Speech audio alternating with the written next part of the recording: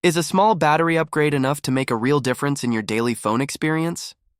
With the Galaxy Z Flip 7 expected to launch soon, that's the question many people are asking, especially those curious about trying a foldable phone. While Samsung isn't changing much on the outside, the improvements inside the Flip 7 could quietly improve how the phone performs in everyday use. One of the biggest expected changes is the battery. According to leaks, Samsung plans to raise the battery size from 4,000 mAh in the Galaxy Z Flip 6 to 4,300 mAh in the Flip 7. That's a 300 mAh boost, which may not seem like a lot, but when combined with a more efficient processor, it can lead to longer battery life and fewer trips to the charger. We've seen this before with the jump from the Flip 5 to Flip 6, and even though the numbers are small, real-world performance can show noticeable gains. Speaking of performance, the Flip 7 is expected to run on the Snapdragon 8 Gen 3 processor, sometimes called the Snapdragon 8 Elite. This chip brings both speed and power efficiency. It handles apps, games, and everyday tasks faster while using less energy. So, when you combine this processor with a slightly larger battery, the result should be a phone that lasts longer even if you're doing the same things you did on the previous model. Looking back at how the Flip 6 performed, it gave around 16 hours of web browsing, 9 hours of video streaming, and about 10 hours of gaming. Its average screen-on time came in at roughly 6 hours and 45 minutes. With the Flip 7's improvements, it's likely that we'll see over 7 hours of active use, giving users a more reliable all-day experience. However, Samsung still has room to grow. Competitors like the Motorola Razr Ultra 2025 come with a 4,700 mAh battery, which is a solid advantage in terms of capacity. But Samsung has often balanced smaller batteries with strong software optimization. That means in everyday use, the difference may not feel as big as the numbers suggest. If Samsung continues to fine-tune how its software uses power, the Flip 7 could still compete well against bigger batteries. When it comes to charging, there doesn't seem to be much change. The Galaxy Z Flip 7 is likely sticking with 25-watt wired charging, which is the same as the Flip 6. That should get you about 50% charge in 30 to 40 minutes, and a full charge in just over 90 minutes. While it's not the fastest charging phone out there, it's enough for most users who plug in during short breaks or overnight. Wireless charging isn't expected to change either. There's no news of magnetic alignment features or faster wireless charging like MagSafe on Apple devices.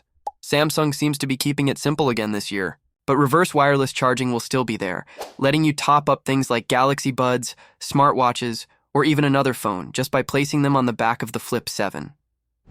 This will likely stay at 4.5 watt speed, good for quick boosts, but not full charging sessions. As usual, Samsung won't include a charger in the box, so you'll need to use one you already have or buy a new one. The phone will support USB-C charging with USB power delivery and PPS. That means popular third-party brands like Anker, Ugreen, or Baseus will work just fine, as long as they meet the required specs. So what does all this mean? The Galaxy Z Flip 7 might not bring huge changes, but it focuses on the right things, improving power and performance in a way that matters day to day. It's shaping up to be Samsung's most balanced foldable yet, offering solid battery life, dependable charging, and the sleek design people already like. Thanks for watching, and I will see you in the next video. 17 Pro. The opening for the camera area in these cases is much larger than before, which strongly hints that the horizontal design is real. But here's where it gets more interesting. Even though the camera lenses themselves are still arranged in a triangle, the overall bump is much wider. That raised one big question: why change the shape so much if the lens layout stays the same? A new leak might finally explain it. A user on X, who goes by at Maya_Kakurage, shared some details that were picked up by 9to5Mac. According to that leak, Apple plans to upgrade the telephoto lens on the iPhone 17 Pro from 12 megapixels to 48 megapixels. It will still have 10x optical zoom, but the bump in resolution will allow sharper and more detailed, zoomed-in shots. There's a challenge though. More megapixels usually means smaller pixels unless the sensor is also larger, and smaller pixels don't perform as well in low light situations. To make sure image quality doesn't drop, Apple might be increasing the size of the camera sensor, but that change needs more room inside the phone. Still, Apple may rotate the telephoto lens to fit it in. This change in layout takes up more horizontal space, which leaves less room for other components like the LiDAR scanner, LED flash, and microphone. That's likely a real reason behind the stretched out camera bump. Apple might be moving those parts to the edges of the bar to make space for the new sensor and lens. It's a practical decision, not just a style update. It's important to note that this leak didn't come from a highly established source, so if nothing is confirmed yet. Still, the theory matches the design we've seen in recent case leaks and renders, so it's starting to make more sense now. Apple could be planning a major camera improvement, and this new layout helps make it happen without making the phone thicker. Aside from the camera change, don't expect a full design overhaul. Some earlier rumors mentioned a two-tone look, but recent info suggests the camera bar will match the phone's body color. Also, the front of the phone will probably still feature the dynamic island with no big changes to its size for now. When it comes to performance, things look even more exciting. Most iPhone 17 Pro models are expected to use Apple's next-generation chips based on Taiwan Semiconductor Manufacturing Company's advanced 3nm process known as N3P. But there's a chance one high-end version might use a brand new 2nm chip for even faster performance and better power efficiency. And let's not forget the software. iOS 19 is expected to be announced at Apple's Worldwide Developers Conference this June. Along with the new hardware, we'll also be getting fresh features and updates on the software side. If you enjoyed this video, make sure to give it a like and hit the subscribe button so you don't miss out on more updates. Now let us talk power. Under the hood, the Galaxy S25 Edge runs on the Snapdragon 8 Elite chipset. This is the same powerhouse chip found across the entire S25 lineup. Benchmarks suggest it is about 25% faster than last year's Snapdragon 8 Gen 3. So, whether you are gaming, editing videos, or multitasking, this phone should handle everything with ease.